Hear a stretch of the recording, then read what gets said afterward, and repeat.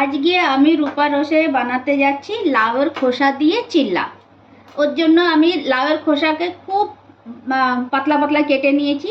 তারপরে আমি নিয়েছি একটু কড়ি পাতা, একটু আদা, কাঁচা লঙ্কা কুচি, একটা পেঁয়াজ কুচি, সঙ্গে আছে জিরা।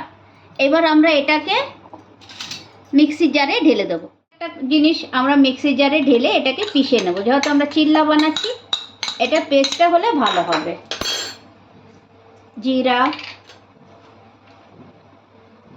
পেঁয়াজ কুচি, কাঁচা লঙ্কা কুচি, আদা, কারি পাতা, জাস্ট একটা ব্রেক। এটা মিক্সিতে পিষে নিয়ে আসি। লাউয়ের খোসাটা আমি সব পিষে নিয়েছি। এর মধ্যে আধা কাটুরি বেসন,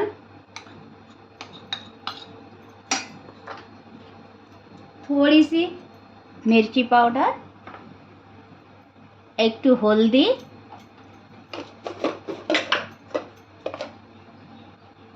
नमक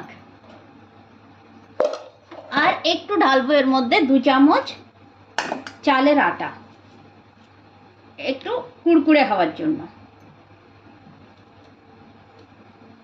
বাস ঢাললাম। এবার একটু একটু জল দিয়ে এটাকে একটা গাঢ় ঘোল বানিয়ে নেব। জল কম লাগবে, কারণ লাউ ছিলকাটা পেশা হয়েছে, তার জন্য জলটা আমাদের কমই লাগবে। হ্যাঁ, আমি সব কিছু দিয়ে একটা ঘোল বানিয়ে নিয়েছি। এবার আমরা বানাবো এটা চিল্লা। খুব গাঢ় ঘোলটাও দরকার নেই, খুব পাতলাও দরকার নেই। যেরকম ধোসা বানানো হয় সেরকম একটা ঘোল দরকার। হয়ে গেছে। এবার আমি যাচ্ছি গ্যাসের কাছে। গরম আছে, একটু তেল দেব। দেওয়ার পরে চারিদিকে একটু এটাকে ফেলে দিচ্ছি। বাস, এবার আমি 1 চামচ যে ঘোলটা বানিয়ে রেখেছি সেটা দেব। দিয়ে হালকা হাতে এটাকে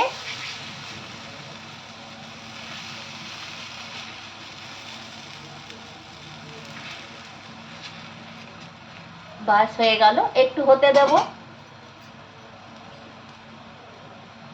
সাইড দিয়ে একটু তেল দিয়ে দেব। বাস 2 সেকেন্ড লাগবে।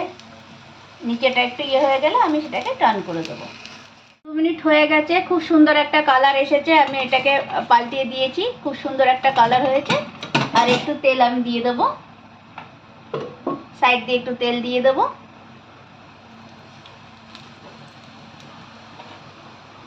খুব সুন্দর লাগে এটা চার সঙ্গে, সস, চাটনি, যেটার সঙ্গে। এটা সকালের নাস্তার জন্য খুব সুন্দর একটা রেসিপি। কারণ যে জিনিসগুলো আমরা ফেলে দিই আমি সেটা দিয়েই জিনিসটা বানিয়েছি আজকে। তো প্লিজ একবার বানিয়ে খেয়ে দেখবেন। বানানো হয়ে গেছে। এবার সস আর চার সঙ্গে গরম গরম খেয়ে দেখবেন কেমন হয়েছে। প্লিজ, ধন্যবাদ।